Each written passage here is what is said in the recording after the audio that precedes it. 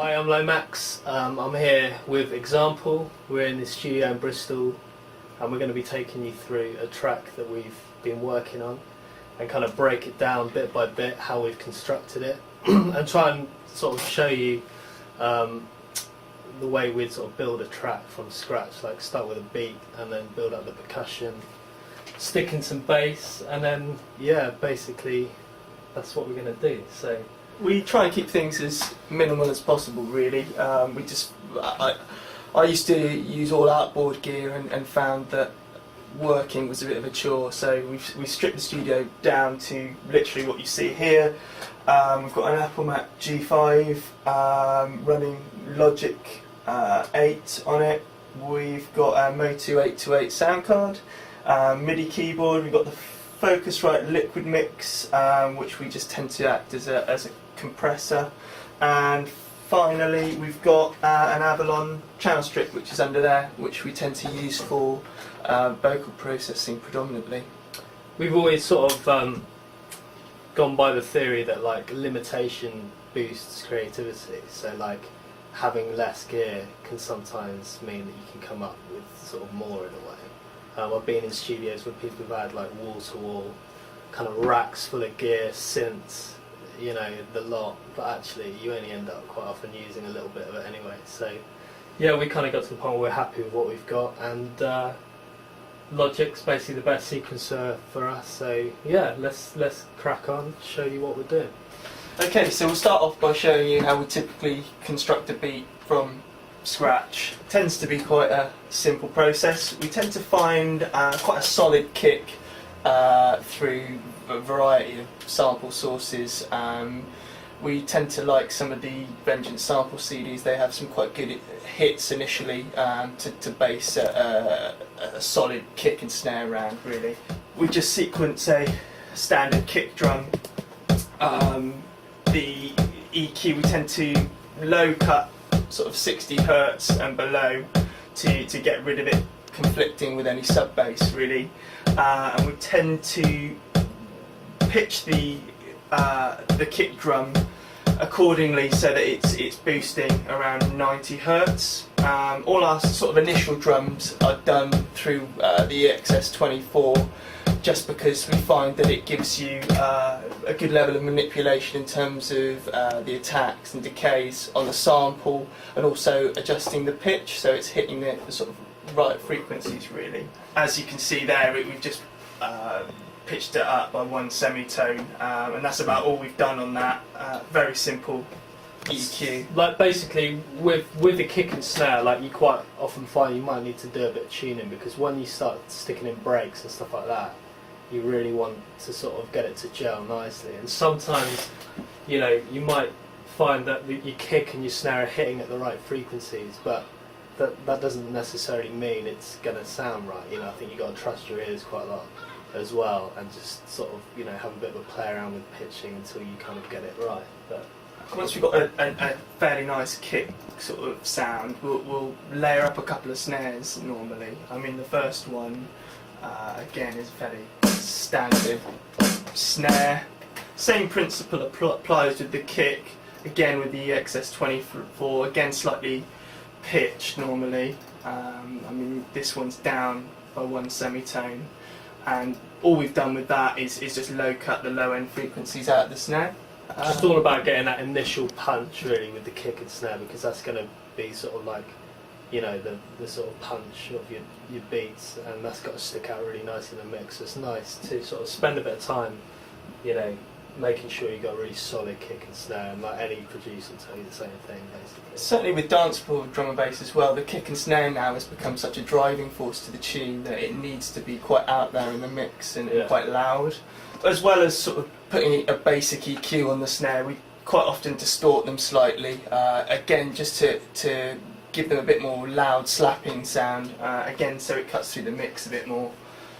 So that's basically what we've got so far, and we're going to add another snare on top of it just to give it a bit more sort of brightness and slap to it. What we'll do on this snare is we'll look at the spectrum analyzer, and as you can see it's missing something in the mid-range, so we'll just boost that frequency just above sort of 1000 Hz.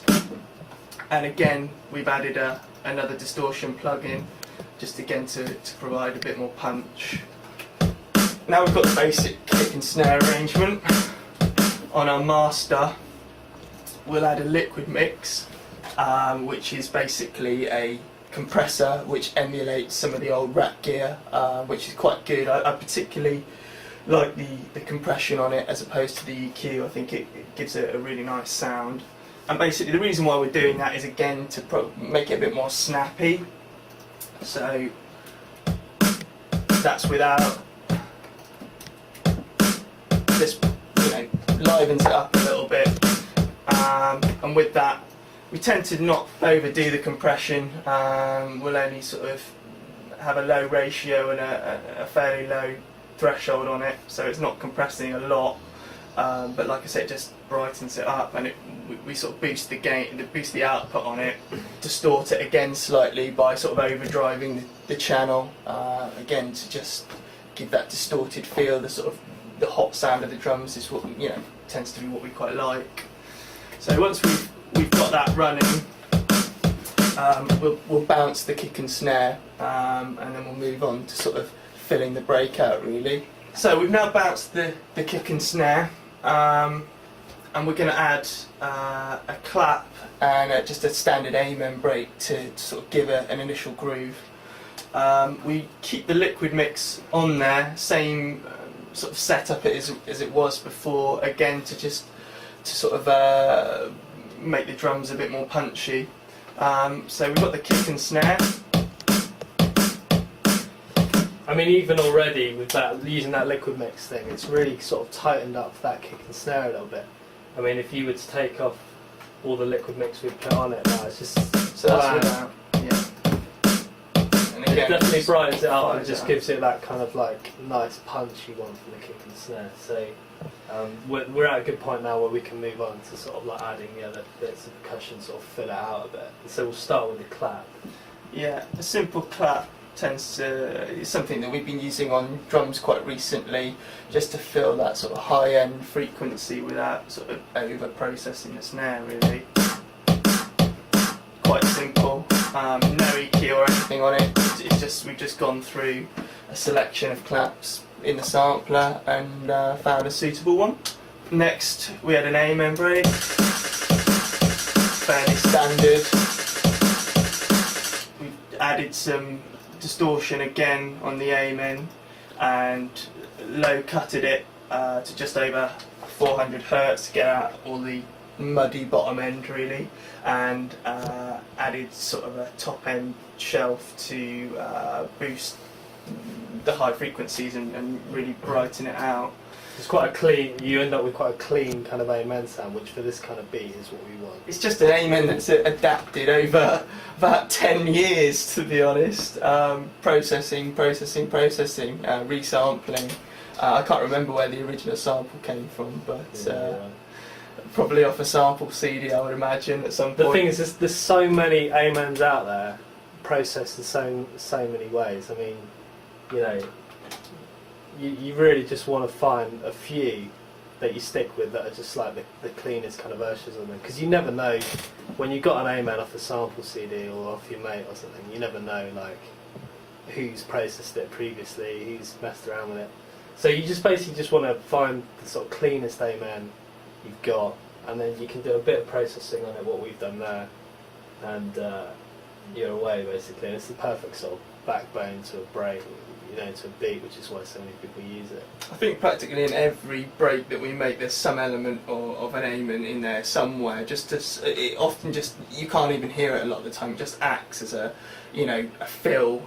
Some of the sort of ride cymbals out of it act quite nice to fill the top end of it. Then what we'll do is we'll completely bounce that break down, and then we'll start to add some further percussion elements, such as hats, rides, that sort of thing. At this stage we wouldn't normally like A-B it with stuff, partly because like when you've been producing for years and stuff, you kind of get an idea for the sound you want from a break and stuff. But it's usually later in the tune when we'd start maybe sort of like,